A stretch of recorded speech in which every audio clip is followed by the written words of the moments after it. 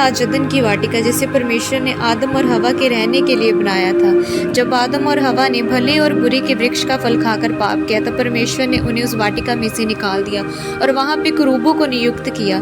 कहाँ है वो बाग जिसमें जीवन का फल का वृक्ष था? वो बाग बहुत बड़ा था, उसमें से नदियाँ बहती थी। क्या परमेश्वर उसे स्वर्ग में उठा ले गया?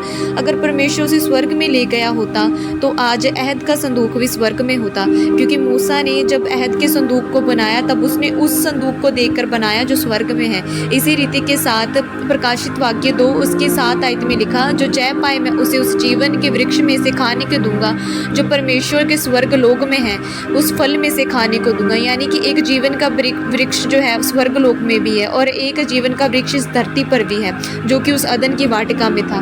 तो वो कहाँ गई अदन की वाटिका? इसे जानने के लिए हमें ये हेजकेल 31 उसकी 16 आयत को पढ़ना होगा, जिसमें लिखा, जब मैंने उसको कब्र में गड़े हुओं के पास अधोलोक में फेंक दिया तब उसके गिरने के शब्द से जाती जाती थरथरा हुई और अदन के सब वृक्ष और अर्थात लबानोन के उत्तम उत्तम वृक्षों ने जितने उससे जल पाते थे उन सबों ने अधोलोक में शांति पाई। क्या आप जानते हैं वो अदन की वाटिका आज धरती के नीचे है? हाँ, वो अदन की वाटिका इस धरती पर ही है, पर वो इस धरती के नीचे है। इसलिए 18 आयत में लिखा, इसलिए महिमा और बड़ाई के विषय में अदन के सब वृक्षों में से तू किसके समान है? तू अदन के वृक्षों और अदन के साथ अधोलोक में उतारा जाएगा और खतनाहीन लोगों के बीच तलवार से मारे हुओं के संग पड़ा रहेगा।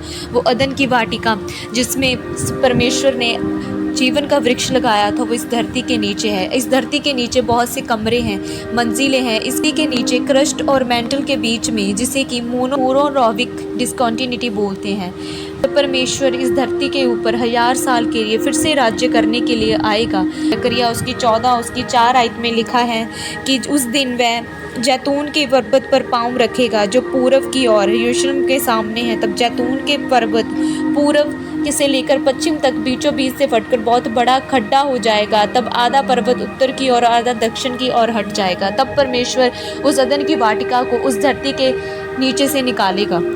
इसी प्रकार 9 आयत में लिखा, तब यहोवा सारी पृथ्वी का राजा होगा। उस दिन एक ही यहोवा और उसका नाम ही एक माना जाएगा। ये सब बातें रैप्चर के बाद होगी, जब परमेश्वर अपने लोगों को उठा लेगा और जो लोग इस धरती पे रह जाएंगे, जो अभी भी शरीर में हो गए, तब परमेश्वर उस अदन के वृक्षों के फलों में से उन लोगों को खाने को देगा। God bless you all.